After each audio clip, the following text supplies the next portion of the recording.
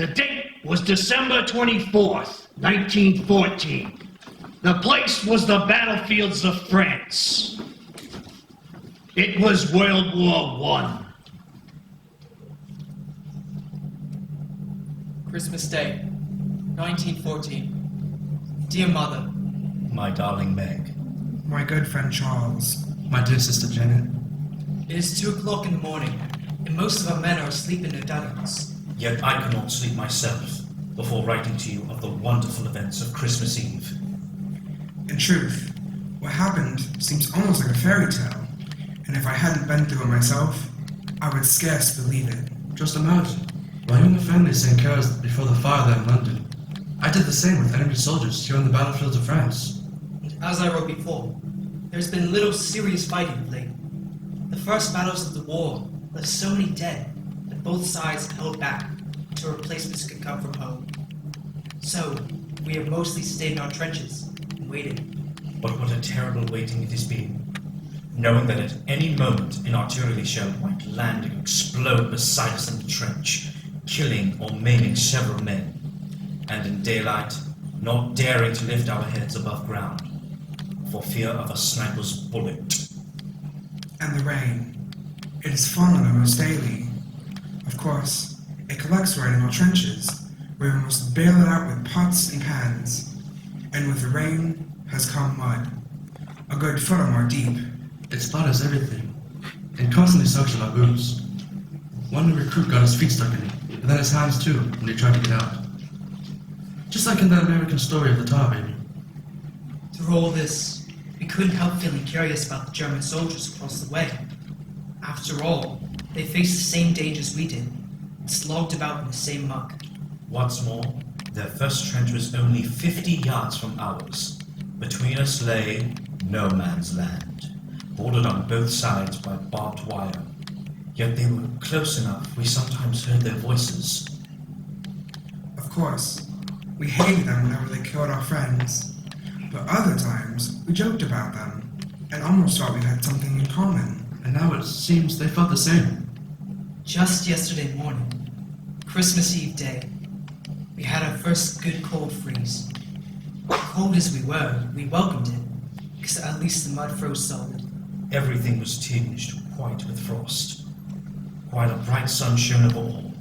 Perfect Christmas weather. During the day, there was little shelling or rifle fire from either side, and as darkness fell on our Christmas Eve, the shooting stopped entirely. Our first complete silence in months. We hoped it might promise a peaceful holiday, but we didn't count on it. We'd been told the Germans might try and attack us to try to get us off guard.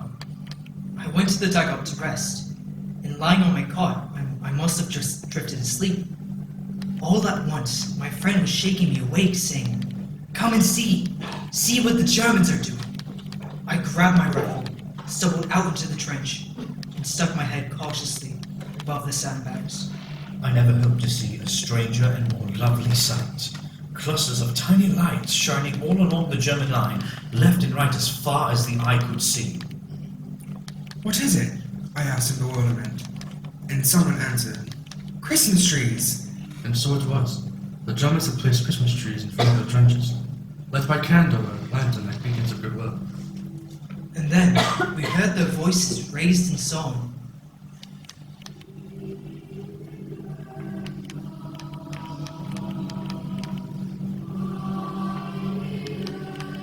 This carol may not yet be familiar to us in Britain, but one soldier knew it and translated, "Silent night, holy night." I've never heard one lovelier or more meaningful. In that quiet, clear night, its dark softened by a first quarter moon.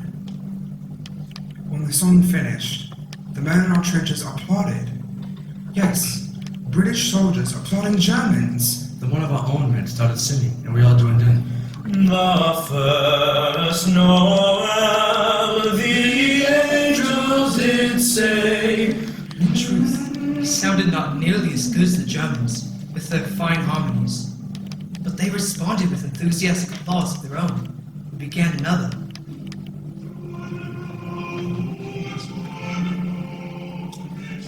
Then we replied, "O come, all ye faithful."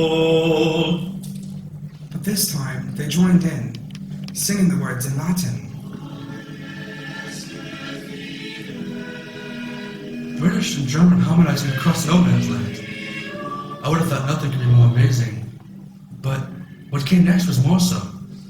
English, come over, we heard one of them shout. You no shoot, we no shoot. There in the trenches, we looked at each other in bewilderment. Then one of us shouted jokingly, "You come over here!" To our astonishment, we saw two figures rise from the trench, climb over the barbed wire, and advance unprotected across no man's land. One of them called, "Send officer to talk." I saw one of our men lift his rifle to the ready, and no doubt others did the same. But our captain called out, "Hold your fire!" Then he climbed out and went to meet the Germans halfway. We heard them talking, and a few minutes later, the captain came back with a German cigar in his mouth. "We've agreed there'll be no shooting before midnight tomorrow," he announced. "But sentries are to remain on duty, and the rest of you stay alert." Across the way, we could make out groups of 2 or 3 men starting out of the trenches and coming toward us. Then some of us were climbing out too. And we or more, there we were, in no man's land. Over 100 soldiers and officers of each side, shaking hands with men we'd been trying to kill just hours earlier. Before long, a bonfire was built, and around it we mingled. British khaki and German grey. I must say, the Germans were the better dressed, with their fresh uniforms for the holiday. Only a couple of our men knew German, but more of the Germans knew English. I asked one of them why that was. "Because many have worked in England," he said. "Before all this, I was a waiter at the Hotel Cecil. Perhaps I waited on your table." "Perhaps you did," I said, laughing. One German told me he had a girlfriend in London and that the war had interrupted their plans for marriage. I said, "Don't worry, we'll have you beat by Easter. Then you can come back and marry the girl." He laughed at that. Then he asked if I'd send her a postcard he'd give me later, and I promised I would. Another German had been a porter at Victoria Station. He showed me a picture of his family back in Munich. He thought his sister was so lovely. I told him I should like to meet her someday. He beamed and said he would like that very much and gave me his family's address. Even those who could not converse still exchanged gifts. Our cigarettes for their cigars, our tea for their coffee, our corned beef for their sausage. Badges and buttons from uniforms changed owners, and one of our lads walked off with the infamous spiked helmet. I myself traded a jackknife for a leather equipment belt, a fine souvenir to show when I get home. Newspapers too changed hands, and the Germans howled with laughter at ours. They assured us that France was finished and Russia nearly beaten too. We told them that was nonsense, and one of them said, "Will you believe your newspapers, and we'll believe ours?" Clearly they are lied to. Yet, after meeting these men, I wonder how truthful our own newspapers have been. These are not the savage barbarians we've read so much about. They are men with homes and families, hopes and fears, principles and, yes, love of country. In other words, men like ourselves. Why are we led to believe otherwise? As it grew late, a few more songs were traded around the fire, and then all joined in for, and I am not lying to you, Old Lang Syne. Then we parted with promises to meet again tomorrow. And even some talk of a football match. I was just starting back to the trenches when an older German clutched my arm. "My God," he said, "why cannot we have peace and all go home?" I told him gently, "That you must ask your emperor." He looked at me then searchingly. "Perhaps, my friend, but also, we must ask our hearts."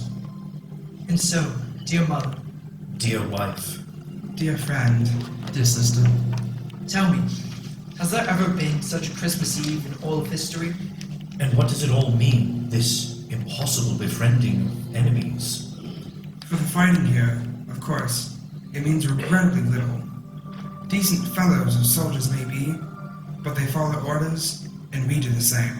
besides, we could have stopped our army and sent it home, and never could we shirk that duty. But still, one cannot help imagine what would happen if the spirits shown here were caught by the nations of the world. Of course, disputes must always arise. But what if our leaders were to offer well wishes in place of warnings? Songs in place of slurs. Presents in place of reprisals. Would not all war end at once? All nations say they want peace. Yet on this Christmas morning, I wonder if we weren't quite enough. Yours truly, Yours always, Sincerely, With all my love, John. Andrew. Philip. Tom.